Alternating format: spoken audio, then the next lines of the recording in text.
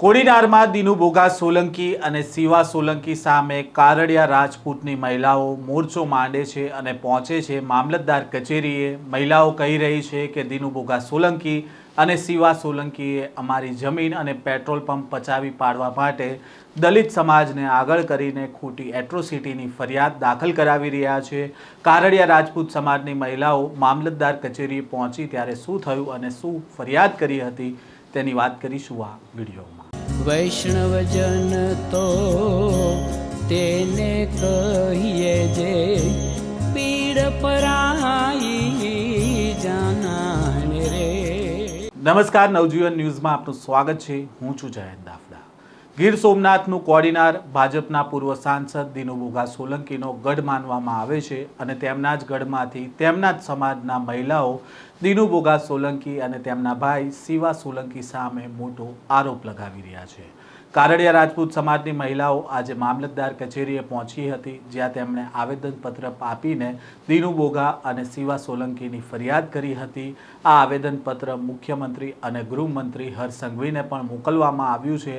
મહિલાઓનો આરોપ છે કે દિનુ બોગા સોલંકી અને શિવા સોલંકીએ તેમની જમીન અને પેટ્રોલ પંપ પચાવી પાડવા માટે દલિત સમાજના લોકોનો ઉપયોગ કરીને તેમની સામે ખોટી એટ્રોસિટીની ફરિયાદ કરાવી રહ્યા છે। પહેલાં પુરુષો સામે ફરિયાદ થતી હતી, જો કે હવે મહિલાઓ સામે પણ ફરિયાદ થઈ રહી છે અને તેના જ સંદર્ભે પહેલાં તો શું કહી રહ્યા છે કારડિયા રાજપૂત સમાજના મહિલા, તેમને સાંભળીએ। મારું નામ મંજુબેન ચૌહાણ છે અને અમારી ઉપર દિનુભાઈ અને શિવાભાઈએ ખોટી ફરિયાદ કરાવી છે, એટ્રોસિટી કેસ કરાવ્યો છે અમારી માટે। એનું આવેદન દેવા માટે અમે અહીં આવ્યા છીએ।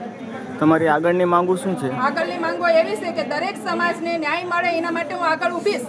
કોઈ સમાજના લોકો ડરોમાં, હું આગળ હાલીશ, તમે લોકો પાછળ હાલો। દરેક લોકોને હેરાન કરે છે, દરેક સમાજના લોકોને હેરાન કરે છે। કડવાસરની જમીન સમાજની નામે પડાવી ને આજે પોતાની નામે કરી છે। હું એટલું વિનંતી કરું છું દિનુભાઈ, તમે હવે જેનું પૈસાવ્યું છે એનું આપી દો। મૂળ દ્વારકાની ગૌશાળા નહીં તમે ખાલી કરાવો, એટલી હું મારી વિનંતી કરું છું। વિધવા બહેનો ઉપર અત્યાચાર થાય છે। અત્યારે મારે આ જેઠાણી છે, એને જમીનને પડાવવા માટે બહુ હેરાન કરે છે। અમારે બૈરા માટે એટ્રોસિટી, પુરુષો ઉપર તો અત્યાર સુધી થતા હતા, અત્યારે બૈરા ઉપર એટ્રોસિટી કેસ કર્યા છે। કારડિયા રાજપૂત સમાજની મહિલા કહી રહી છે કે તેમના સમાજના વિધવા મહિલા સામે એટ્રોસિટીની ખોટી ફરિયાદ કરવામાં આવી છે। આ ફરિયાદ અંગે તટસ્થ તપાસ થવી ખૂબ જરૂરી છે અને આ ફરિયાદની તટસ્થ તપાસ કરવામાં ન આવે તો કારડિયા રાજપૂત સમાજની મહિલાને અન્યાય થશે અને મહિલાઓનું માન સન્માન નહીં જળવાઈ રહે। મહિલાનો આરોપ છે કે ફરિયાદીએ પેટ્રોલ પંપ બનાવવા માટેની જગ્યા મેળવવાના ઈરાદાથી હાલની ફરિયાદ કરી છે અને આ પેટ્રોલ પંપમાં જયેશભાઈ અને અશ્વિનભાઈની ભાગીદારી છે અને આ ભાગીદારી તોડવા અને અશ્વિનભાઈને પરિવારને હેરાન કરવા માટે પેટ્રોલ પંપ પડાવી લેવાના ઈરાદાથી આ કેસ દિનુ બોગા સોલંકી તથા શિવા સોલંકીના ઈશારાથી ઊભો કરવામાં આવ્યો છે, જેથી ફરિયાદી અને દિનુ બોગા સોલંકી અને શિવા સોલંકીના મોબાઈલ કોલ રેકોર્ડની તપાસ થવી જરૂરી છે।